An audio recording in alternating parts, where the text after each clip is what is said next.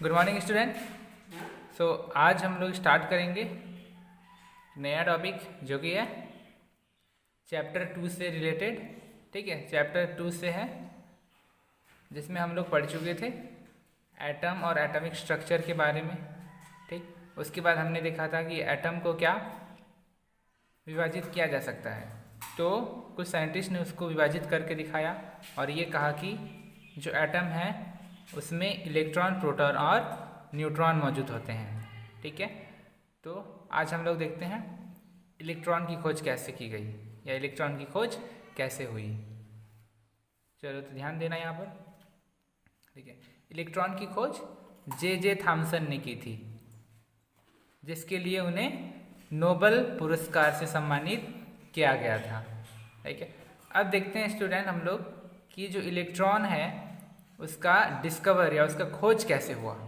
तो सर्वप्रथम Julius Plucker नामक वैज्ञानिक, उन्होंने देखा कि जो सामान्य गैसें हैं वो विद्युत के सुचालक नहीं हैं या विद्युत के सुचालक नहीं थे, परंतु गैस को एक विसर्जन नली में लिया जाए जिसमें 2 इलेक्ट्रोड जुड़े हो। फिर नली के अंदर का दाब जो है 10⁻⁻2 से लेकर के 10⁻⁴ ATM वायुमंडलीय दाब तक कम कर दिया जाए तो तथा इलेक्ट्रोडों पर 5000 से लेकर के 10,000 वोल्ट का विभवांतर लगा दिया जाए तो गैसों से विद्युत का चालन होने लगता है। ठीक है, उन्होंने कहा कि कुछ ऐसा सेटअप किया जाए जिससे विद्युत का संचालन संभव हो सके। ठीक, और उन्होंने ऐसा सेटअप भी करके दिखाया है। तो ध्यान देना स्टूडेंट, यहाँ पर देखो कुछ सेटअप किया गया है। जैसे सबसे पहले उन्होंने एक विसर्जन नली ली, विसर्जन नली। ठीक है, ये स्टूडेंट जो दिख रहा है ये है विसर्जन नली या इसको इंग्लिश में बोलते हैं डिस्चार्ज ट्यूब।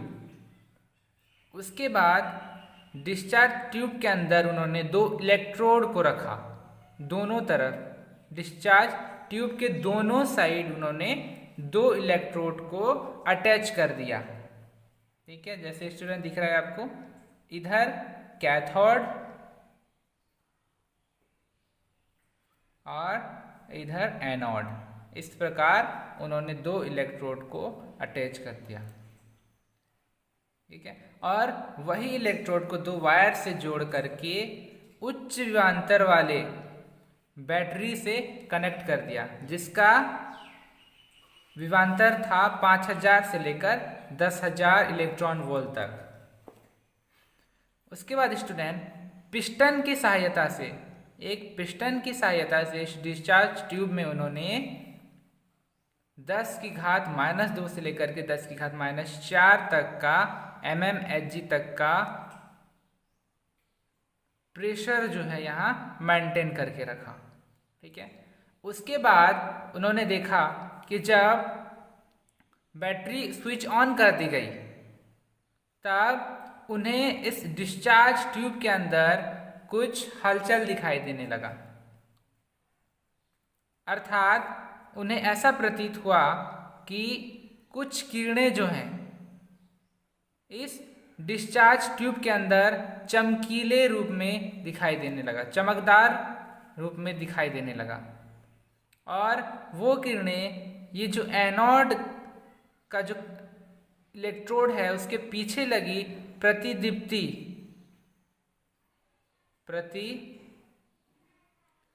जो प्लेट था उस प्लेट में नजर आया।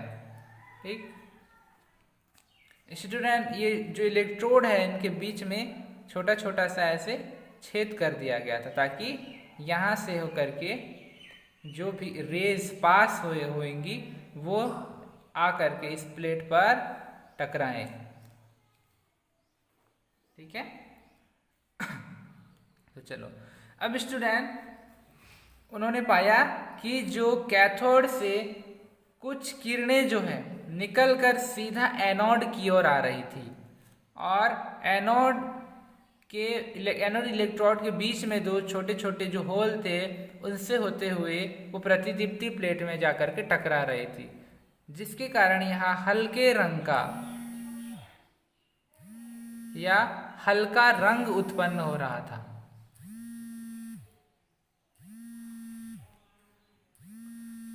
ठीक है, अब ये सारे ऑब्जर्वेशन को उन्होंने देखा और ये कहा कि क्योंकि जो किरणें हैं वो कैथोड से होकर के आ रही है, अर्थात जो कैथोड इलेक्ट्रोड है वहां कैथोड इलेक्ट्रोड से निकल रही थी, इसलिए इस रे इसको उन्होंने कहा, क्या कहा, कैथोड किरणें। ठीक है, इस प्रकार जो इलेक्ट्रॉन की खोज हुई वो कैथोड किरणें की खोज से ही हुई, क्योंकि जो कैथोड किरणें थी वो ऋण आवेशित थी जो कि धन आवेशित की ओर गमन कर रही थी या प्रवाहित हो रही थी। इस कारण इसको कैथोड रे एक्सपेरिमेंट भी कहा जाता है।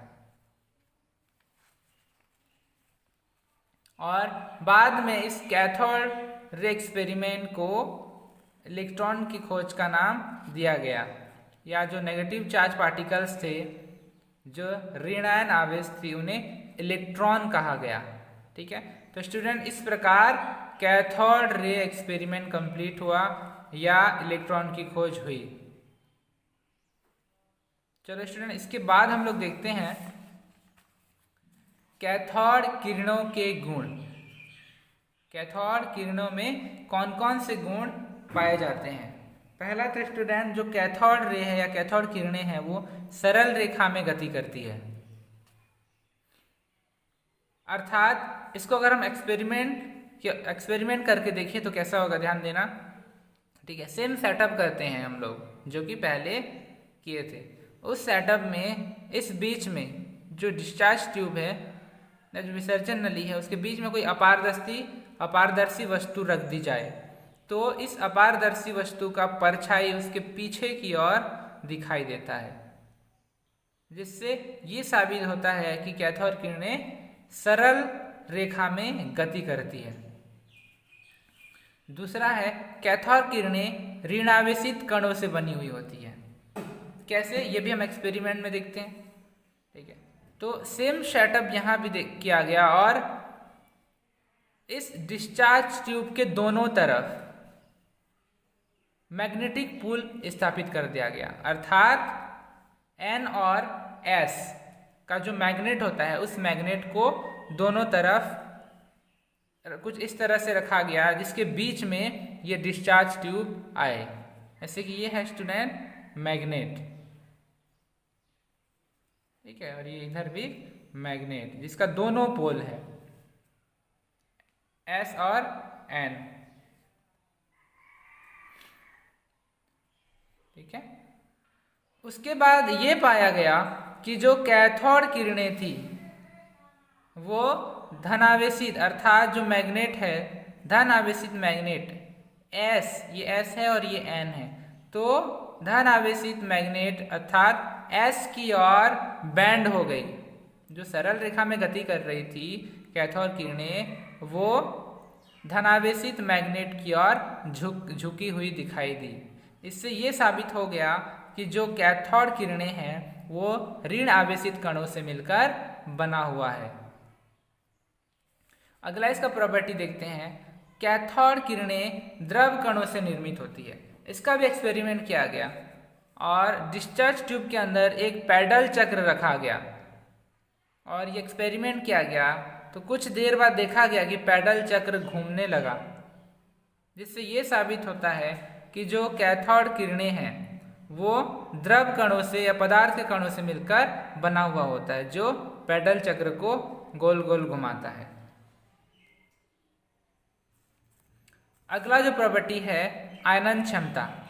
ये किरणें गैसों में से गुजारने पर उन्हें आयनित कर देती है, अर्थात जो डिस्चार्ज ट्यूब है, डिस्चार्ज ट्यूब के अंदर जो गैस मेंटेन करके रखा गया था वो उस गैस को आयनित करने की क्षमता रखती है, आयनित कर देती है। नेक्स्ट, एक्स किरणें उत्पन्न करती है। ये किरणें धातुओं से टकराकर, धातुओं जैसे टंगस्टन आदि से टकराकर एक्स किरणें उत्पन्न करती हैं।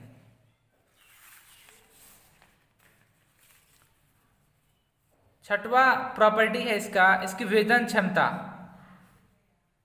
ये किरणें अत्यधिक पतले धातु चादर को भेदने की क्षमता रखती है। सातवां जो प्रॉपर्टी है स्टूडेंट, प्रतिदीप्त उत्पन्न करती है, अर्थात कैथोड किरणें जिंक सल्फेट के पर्दे पर पड़ती है तो हल्के से प्रतिदीप्त उत्पन्न करती है। तो ये था स्टूडेंट कैथोड किरणें एक्सपेरिमेंट या इलेक्ट्रॉन की खोज या जो कैथोड किरणें हैं उनका गुण कुछ इस प्रकार से था। ठीक है, इसके बाद आगे हम लोग पढ़ेंगे स्टूडेंट कैसे इलेक्ट्रॉन का ईएम का हम निर्धारण कर सकते हैं। इलेक्ट्रॉन E/m का निर्धारण, ठीक है, जो अगले वीडियो में हम पढ़ेंगे।